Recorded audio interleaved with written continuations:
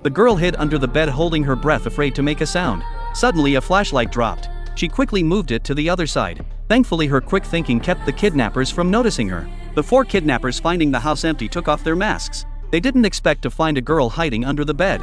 She hadn't imagined that her date with her boyfriend would end up like this. Soon the kidnappers returned with the woman of the house. Faced with the threat, she had no choice but to follow their instructions. As the kidnappers got distracted, the woman threw her watch on the ground and crouched down to peer under the bed. She had figured out that the girl had come to see her son. While she didn't like her, the girl might be the only one who could save them now. The woman was taken away again.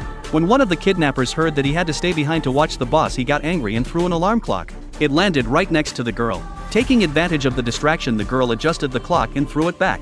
A moment later the alarm rang, catching the kidnappers' attention. Seizing the opportunity, the girl sprinted out of the room. She managed to get to the window, planning to escape, but then a scream came from inside the house. The girl hesitated for a long time before finally making a decision. She grabbed a pair of scissors, intending to sneak attack, but the kidnappers spotted her before she could act. With no choice left, she fled, running into the bedroom and climbing into the attic. She dragged a box to block the opening. Hearing Mary's screams, the kidnappers grew even more frantic. Before long, the kidnappers broke through the roof, but they didn't expect the girl to be right behind them.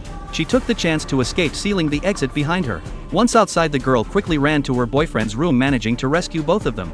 However, the boyfriend was caught by the kidnappers when he returned. Seeing this, the girl quickly backed away. The kidnappers had used a phone to inform their teammates that someone else was hiding in the house. They decided to find the girl. The girl cautiously climbed the stairs, successfully avoiding the kidnappers' search. She reached into her backpack and pulled out a crossbow. Just then the kidnappers heard a noise. The girl climbed into the attic as they entered the room, seemingly unnoticed. But the kidnapper, in a move that shocked her, started pouring gasoline all over the house. He planned to set the house on fire, hoping to burn the girl alive. Seeing this, the girl quickly loaded the crossbow, aiming it at him. The kidnapper sensed the danger, but it was too late. The girl tried to escape through the window, but it was locked. Thinking quickly, she grabbed a bicycle and smashed the window. Then she quickly climbed out, hanging onto the windowsill. In that moment, she was no longer the same person she had been at the beginning of all this. She put on one of the kidnappers' masks, knocked on the window, signaling him to come outside.